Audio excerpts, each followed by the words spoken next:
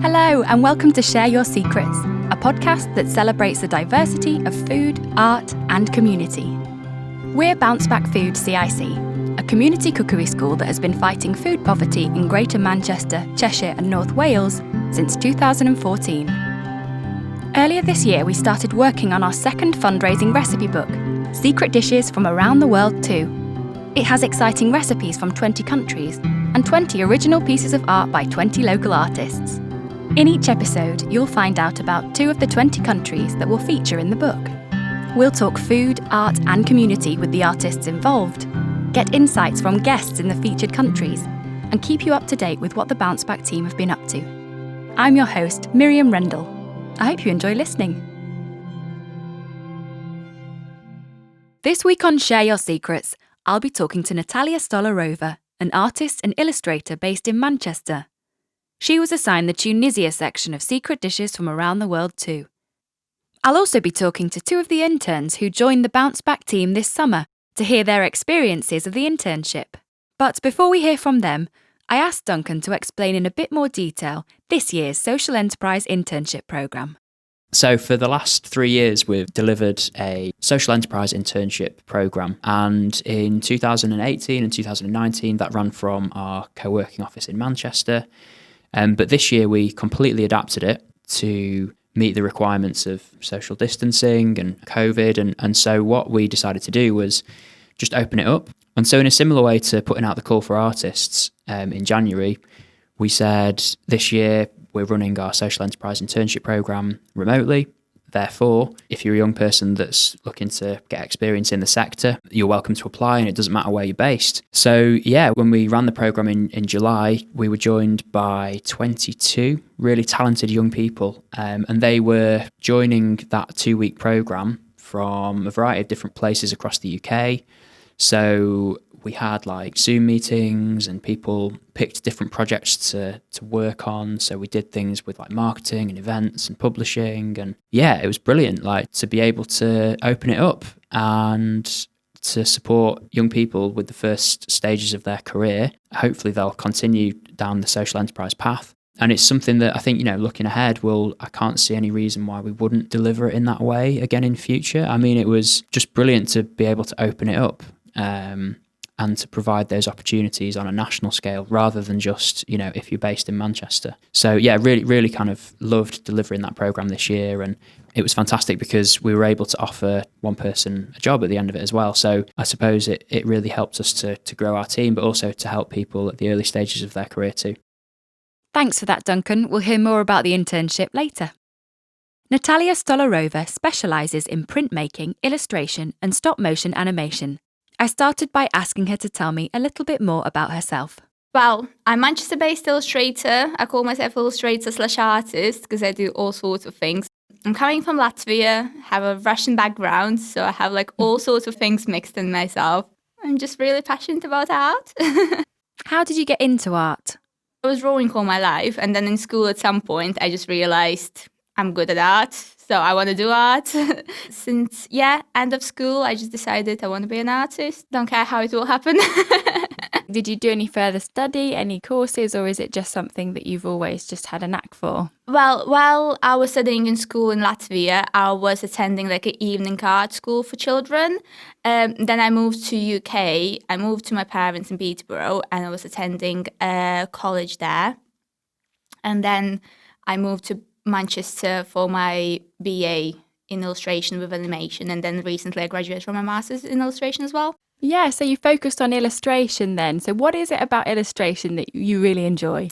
It's just that freedom, I think, freedom of imagination and the ability to talk through the image, I think. Especially with me coming from different backgrounds with different language and stuff. I always was interested to speak through the images if you can't understand languages, you know what I mean? So I think it's one of the reasons I went for illustration. And I've noticed that a lot of your work seems to have a story at the centre of it, whether that be folklore or fairy tale. Is that something that interests you? Yeah, majority of my pieces are usually based on narratives, so they do tell the story. And I'm really interested in folklore. Again, as I said, I have like mixed background, so I am interested in comparing folklore and finding out new things about the culture of different nations.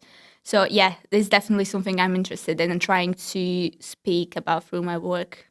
What's one of your favourite things that you've drawn based on either a fairy tale or folklore? It might be something, one of the recent works. While I was working on my MA degree, I was illustrating few Angela Carter's fairy tales. So that is another thing I became interested in, something really weird and twisted. So I think, a few illustrations based on her collected fairy tales might be quite interested, and I'm quite proud of them as well. They are weird and wonderful, aren't they? They are, yeah. Could you describe maybe one or two of them?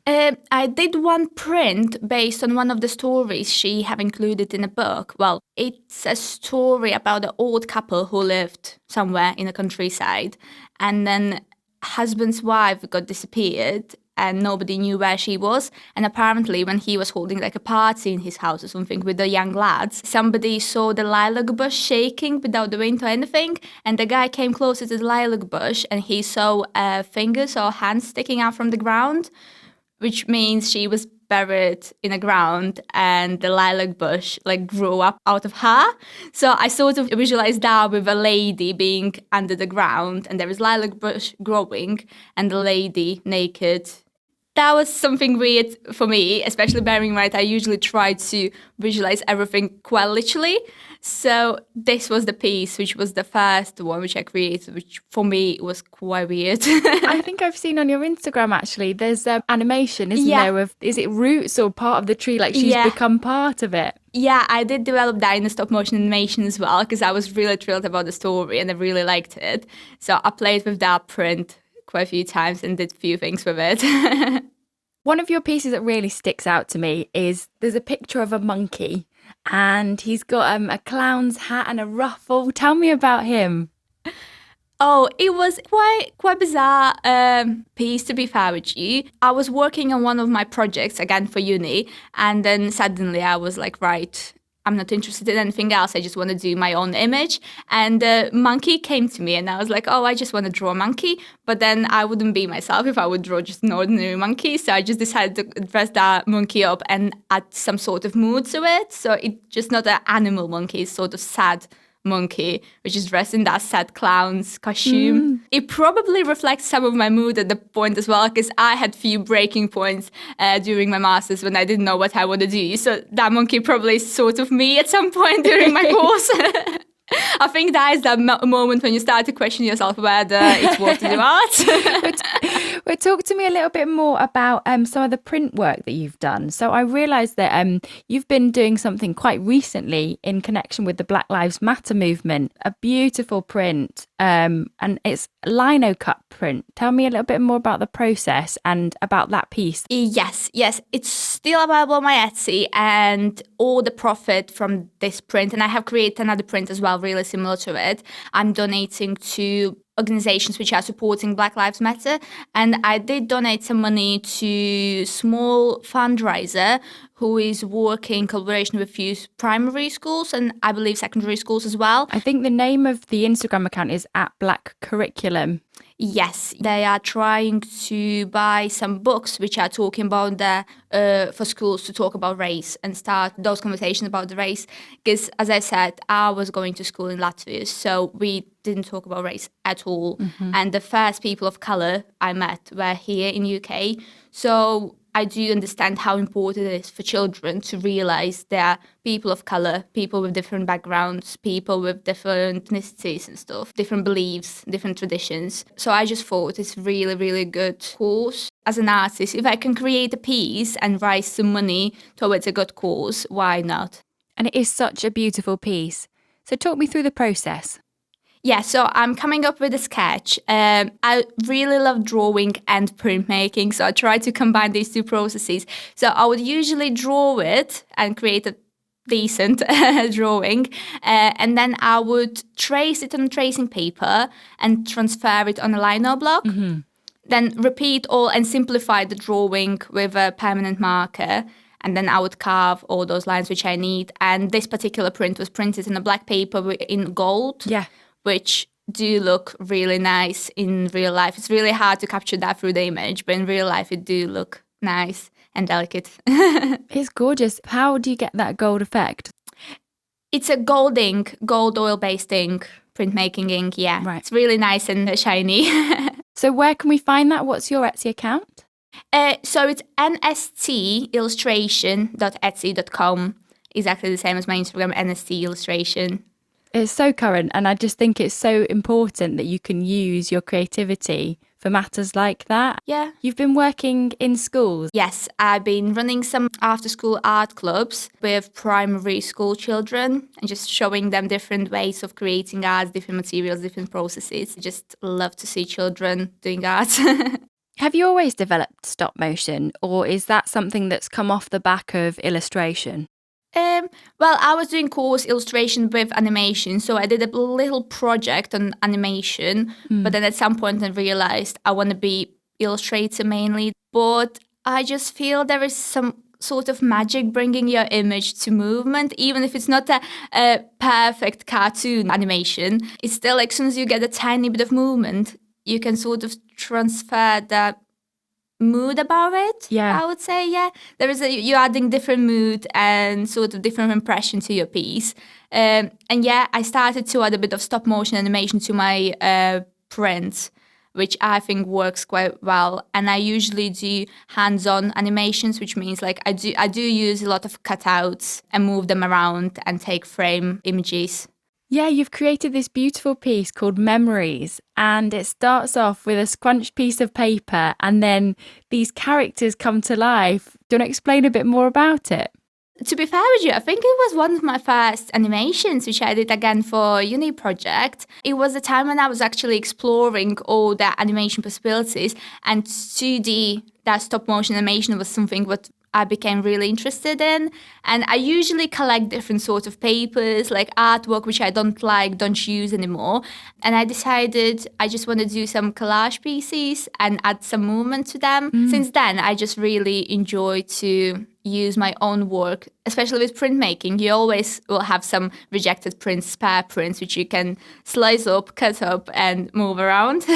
Yeah, and you really brought those characters to life because they were made out of different card and paper, weren't they? Yeah. Different stages of life. It really worked. I loved it. Oh, thanks. Especially the train. The train's steam was made out of brown paper. Yeah, I think the steam was my favourite. I'm feeling quite proud of that. What other artists influenced you when you first started?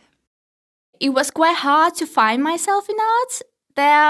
I think, because of my background and all these years of studying in art schools, I did enjoy doing a lot of things. So for me, it was really hard to find the influence. One year it will be this person, another year it will be someone entirely different. But I think at the moment when I started to actually realize what I want to do, that I enjoy drawing, I enjoy storytelling, one of my favorite artists became Shantan. He's an illustrator, and I think he's an animator as well. But he have a fabulous book called The Arrival. So it's a graphic novel. Again, there are no words in that book whatsoever, but they're just fabulous illustrations telling the story about the person and his family, how they immigrating from one country to another country. So yeah, when I came across the book, I just thought, yes, this is something I want to do, tell stories through the images and draw them without too many processes and stuff. When I came across printmaking, one of the influences I would say was printmaker. I'm not too sure how to pronounce his name though. I think it's Peter Reddick. Yeah, so he's one of the printmakers who I'm really, really inspired by. He's doing woodblock prints, but they are so tiny and delicate, and there are so many perfect details. I'm just amazed.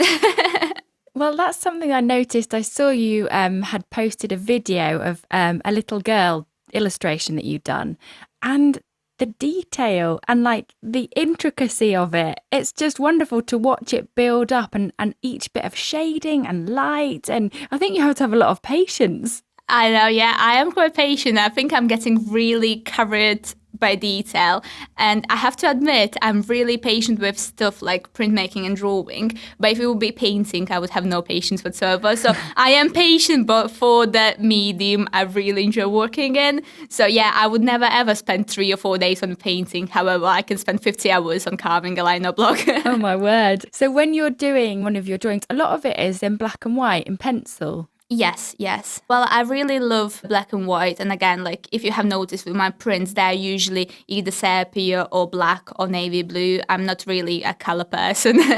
And yeah, I really love the gradient you can get with the pencils. But since I was interested in children's book illustration as well, and again, fairy tales and folk tales are quite often aimed at children, I started to develop my digital coloring as well. So I did a bit of watercolors, which I realized is not really for me, but I do enjoy to apply a digital color to my black and white illustrations, sort of keeping it more contemporary as well and developing my color skills. How did you hear about Bounceback Food and the project? It was something I came across in an advert. I think it was on a Facebook group for artists, something like that. So I came across the advert and just shared it for myself just to keep an eye on it. And then I researched and I just read about the organization and what they're doing. And I was like, well, I might try it. It sounds good. What was it about Bounceback's organisation that drew you in? It was just helping people, cooking, first of all. I love food, I love eating, I love cooking. And then just helping people and supporting people in different situations and difficult life situations. So I just thought I want to be part of it. I want to have my name somewhere there on the background.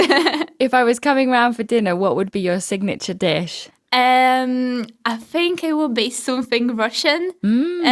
Yeah, we have quite broad cooking traditions in my family, but I think I would make some maybe pancakes with a mushroom stuffing, something like that. Ooh, that sounds nice. Yeah.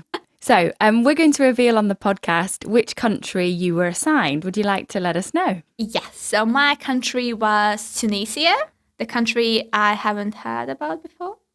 I feel guilty of that. You get your envelope, you open it up. How do you feel when you got Tunisia? Yeah, I read the title and I was like, oh God, where is it? Yeah, so that was my first. And then everyone around me started to share, like, you know, when you read the title and those images are flashing in your imagination and everyone was sharing, like, oh, I can imagine color palette. I can imagine what I'm going to draw. I can imagine the taste and smell of the food. I could imagine nothing. And I was like, I need my Google Maps now. I love your honesty. So once you got to Google Maps and you'd worked out where your country was, what was your process? What research did you do? Well, I did a bit of research about where the country is. Again, I really love to see people, which is really bizarre probably for the cookbook. I wanted to see people. I was really interested how they live, what they wear, how they look. And then after that, of course, I Googled some traditional foods and recipes and stuff. But I think at some point during my research, I became more interested in culture. I became really interested in the visual culture, like costumes and traditions and how everything looks. I've noticed in your work you like to tell a story. Well, I wanted to know what the story was behind the women that feature in your artwork. So basically there is a plate with some silhouettes of women dancing. So when I was researching the country and traditions of the country, I realized there is a big part of dance tradition in Tunisia. So there are really, really nice dances, which you just can't stop watching. I went on YouTube and I spent like a couple hours just going from video to video, seeing people dancing. So I was like, yes, this is definitely the thing, which when somebody, a few years later, somebody will tell me about Tunisia, I'll remember dance and dances I was watching. So I just decided it's definitely something I want to depict in my piece. They're beautifully depicted and you can see the movement that they are mid-dance. Oh, I'm glad you're saying that. I was trying to achieve that. I wasn't too sure whether it's working or not. You chose to choose a colour palette, which I think really worked well. Yeah, again, I was doing some research to choose a colour palette as well. So I was looking at some patterns and fabrics of Tunisia and some rugs they are creating basically by hands. So I was picking a few colours from basically national artwork I could find of Tunisia, and I was trying to stick to that colour palette to hopefully bring a mood of Tunisia through that colour palette as well. Did you start off with individual sketches for the different parts and then put it all together? What was your process? So basically for the piece itself, I started with sketches, many sketches and ideas, and my additional idea was entirely different, but I just thought, yes, it's definitely something I'm gonna go for. But then it didn't really turn out as I wanted on the paper, and I started to experiment and just started to work with simple shapes. And at some point I just realized, well, those simple shapes are perfectly working for some like a plate and stuff and sort of part of the table. And then behind those sketches, I came up with, again, the story, culture of the art of Tunisia. Again, all those rugs and patterns you can find in their artworks. Through the brainstorming, I came to the final idea of the piece. I think you managed to capture culture, art, food and dance, everything. You managed to capture it all in one page. Thanks. Who do you think will want to buy the book? I hope it's going to be people who love food, love exploring about cultures and different food cultures. People who love arts, because obviously this book going to be something broad in terms of art. I do know a few artists who we'll be working with. So we all are entirely different in styles and the ways we are telling our stories. So I'm really thrilled. I can't wait to see the book. That's it. Like every page is going to be so diverse and so different. It's going to be jam-packed with so much. Do you think you might try some of the recipes? Oh, I definitely will. Yeah, I have to say I'm guilty. I haven't tried my own, but I definitely, as soon as I will get my hands on a book, I'll try them. Do you work at home? Do you work at a studio? Well, I have my home studio, so I work at home. But during the lockdown, my partner was at home as well, so he took over my office, my studio office. So I had to work in the kitchen. Kind of handy, maybe. I know, yeah. Well, for the cookbook, working in the kitchen, perfect spot. Yeah. How did you find coping in lockdown? To begin with, I was absolutely fine. I just found so much time for myself and for development and artwork, because obviously all the art takes time, all the drawings takes a lot of time. So I just, at some point, I just realized, well, this is the time I can do things and this is the time I can develop those projects which I was thinking of, but I had no time for them. Did you feel more creative in lockdown then? Yes, right at the beginning, I just started creating everything, sketching wherever I had in back of my head. Realizing that you wouldn't be doing anything else during this time gives you that freedom to fail and to try new things, because there is less pressure of, like, you know, if I would have to go to schools and do teaching and prepare for the lessons, every piece which is a failure would feel a bit of a waste of time. But now, when I'm at home anyway, I just try things and I'm not worried whether it will work out or no. I just want to see how it happens. Yeah, but I think overall, during the lockdown, I just felt quite creative and productive, and I think I have achieved a lot, and I have so many ideas now, which I still didn't have time to develop even then. What about what's next for you? Have you got anything in the pipeline? I'm working on some self-published book now. Again, I'm working with an author from Latvia. She's writing like a fairy tale. I would call them short stories. I received few narratives from her. You know, when you're reading something and there are images popping in your head straight away, I just thought, it's something I really want to work on. So I'm trying to develop few illustrations for some stories and really hope to self-publish like a tiny book by end of the year and see how it will go. And yeah, I'm open to commissions and just want to try new things. Well, thank you so much for taking the time to talk to us today. Thank you. You can find Natalia's work on Instagram at NST Illustration or on Facebook, Natalia's Illustration. Earlier this year at Bounceback Food, we ran our annual Social Enterprise Internship. The programme ran remotely, which enabled 20 young people from across the UK to join our team. Everyone was assigned one of the 20 countries that features in the book. Here's Cecilia with some fun facts about Tunisia. Did you know, in some regions of Tunisia, when a baby's first tooth starts coming through, it's celebrated with a party for family and friends and includes lots of sweets and dried fruit. Couscous is the national dish of Tunisia, and it's cooked with vegetables, fish or meat and a tasty sauce. Now let's hear from Ellie to hear more about Mali. When you visit someone's house in Mali, often they will serve you the national drink, which is sweet tea. It's served 3 times from the same pot. However, if you're served a 4th cup, it means that you're no longer welcome and you need to leave. Did you know the richest man in history comes from Mali? His name is Mansa Musa. His net worth is almost unimaginable, around $4 billion. He was so rich and so extravagant that on his pilgrimage to Mecca, he disrupted the economies of Cairo, Medina and Mecca. He gave out so much gold and spent so much money that there was inflation for 3 years after he left. Thanks to our interns for sharing those facts.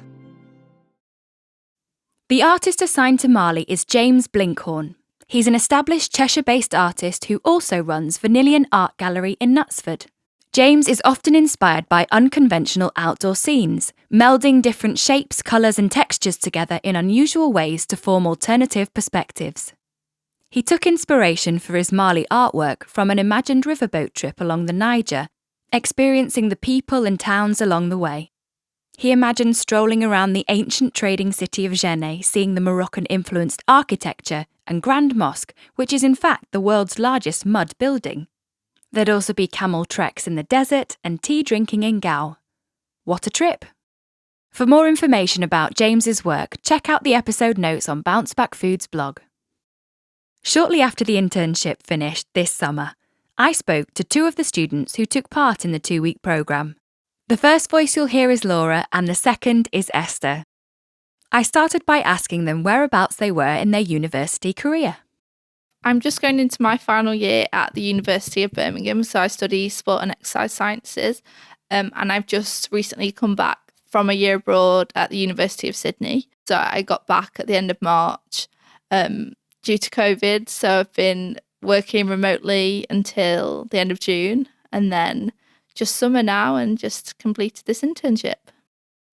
So I've just finished first year at the University of Birmingham studying maths and philosophy. So a nice mixture there. I think sometimes people find it a bit strange, but I find like one's proving things with numbers and then the other's just proving it with words.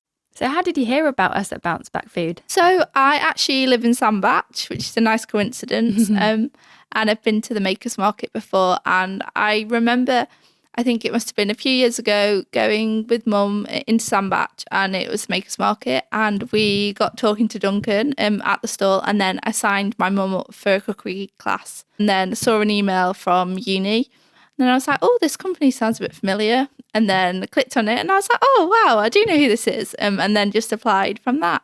I got an email from the uni careers advice and it just caught my eye because of the link to food banks or how Bounceback Food was a social enterprise. Because I'd previously at school helped out at a food bank.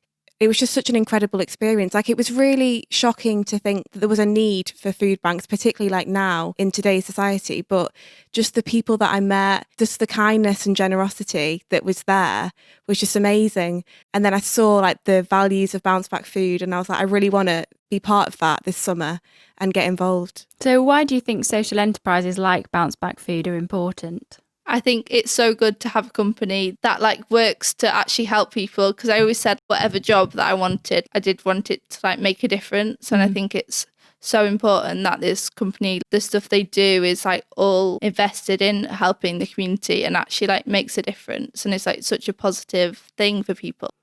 I think it's just, that idea of it's possible to be a business and to have a business mindset, but also it's possible to put something back into the community. And I don't know if maybe particularly at this time with COVID and unemployment, and we might see potentially more people needing food banks. So maybe right now, things like Bounceback Food are just so important. How did you find it working remotely? Because normally at Bounceback, we would have had people actually in the office. So how was it for you being remote, working online? I think because I had to study from Sydney from the UK, so that was like obviously very remote with like a totally like different time zone. I think I've been quite used to it, but obviously it would be really nice to do some stuff in person. But no, I think it worked well for the tasks we were given. It did work really well. A strange experience, I think, because at first, being at school and at uni, you're used to being around people and working together around a table. Yeah. But it was bizarre. Like, I'd go on the Zoom calls and you'd see everyone and it'd be like you'd already met them in person. It was just strange. And then the Zoom call would end and I'd just think of all these people going off doing their own little tasks around the house. And just thinking, oh yeah, we are all around, like just roundabout, but we are all doing the same thing. Yeah. And it was just like mastering the art of putting on a nice top with like tracky bottoms or pajama bottoms. And be like, I'm going to spruce up the camera angle. But secretly, I had my fluffy socks on. What were you hoping to gain from the 2 weeks? I think for me, like some experience is always nice. I feel like it's so important, and just some new skills. I've never done anything like marketing before or like event stuff, but now I feel like I've learned a lot. I think I was really intrigued as to how a social enterprise does give back to the community. So what did you enjoy most about the 2 weeks? I really enjoyed the recipe stuff, trying and testing recipes, making changes and then like writing them up. Yeah, and also the marketing stuff. I've never really done it before, like using Canva. I had no idea what it was, but now like I feel like I can like use it confidently. We had an article task. Mine was to write an article about fighting food waste, starting with your fridge. And that was interesting, researching about that and looking into little tips that you can just incorporate in your daily life, just really easy things. We had like our own personal project to do with marketing, publishing or events. And that was good to get involved, to see each side of how Bounceback Food works. The thing that surprised me, is what I learnt the most and what I got most out of it, was the podcast side of it, because I'd never really thought about a career related with media. So I hear that you had to do some strange recording in a duvet booth. Yes. So to be an expert podcaster, apparently you have to get under a duvet. I said to my mum, like, okay, I'm just about to go and sit under a duvet and record myself on my phone. And she was like, what? But really enjoyed it. Just sat there recording facts, over my phone for the podcast. And it was just good fun, unexpected. But enjoyed it a lot. It's such a shame that during COVID that we weren't able to get into a podcast booth all together and, record your voices. But at least we've had this opportunity to be able to record remotely now, not in a duvet booth. Yeah. So you've been doing some cooking over the last 2 weeks. What were your recipes that you were perfecting? So mine was scones and shortbread. So I chose to do some fruit scones, which first go, they were a bit flat. I wasn't too happy. But second go, they were a lot better. I was much happier with that. And then I made some millionaire shortbread as well. Oh my gosh, sounds amazing. Yeah, they were really tasty, if I do say so myself. Yeah, and I was lucky that another intern, Laura, we're both from Sandbach, and I was given the task of making a chocolate cake. So I made this chocolate cake, and then I sent Laura a message, and I was like, oh, just look outside your door. There's a little parcel of chocolate cake. And then about a couple of days later, I get a message off Laura, and she was like, oh, here's some fruit scones and a millionaire shortbread. And they were just delightful. I was like, yes, they didn't last very long at all. You two lucked out with your recipes. Oh, we did. And you were given some growing tasks as well. Yeah, so I got designated celery and blueberries, but because of the season, it wasn't really quite time for me to like plant them or grow them, so I just researched that. But also popped round to my grandma and granddad's to see what he's been growing. So I got some tips off him about broccoli and tomatoes and some strawberries, so that was handy. Yes, I was assigned to grow strawberries and cauliflowers. How the seasons worked, it didn't work out that I could grow strawberries. It's been quite inspiring, yeah. So we're growing lettuces at the moment, and I'm fingers crossed they'll go okay. What will be your lasting memory of working with Bounceback over the last couple of weeks? I think this definitely will be. This podcast recording, I'm so excited to have a listen to all the episodes. And just, I think, seeing all the great work that Bounceback are doing, and I'm excited for all the stuff that we've worked on to come out, and just seeing what the future has to hold.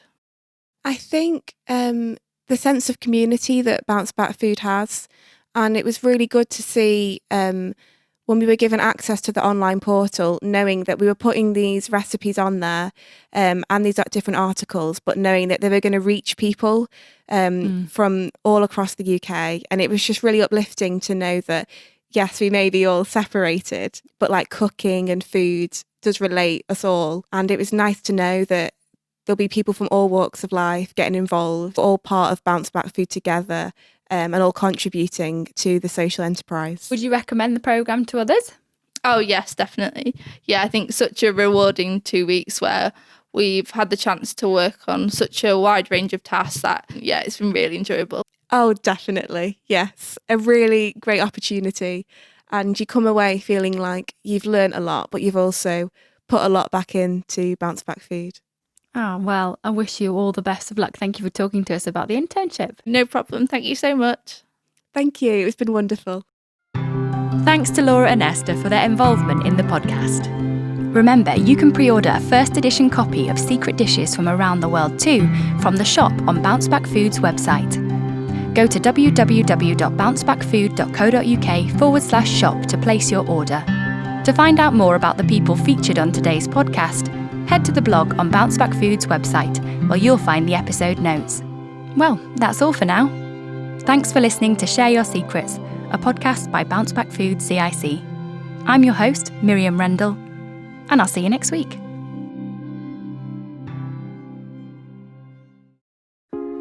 This episode was sponsored by Bounceback Health, Bounceback Food's sister social enterprise that's based in Manchester. Bounceback Health is an organisation that supports people on their journey towards balancing physical and mental health.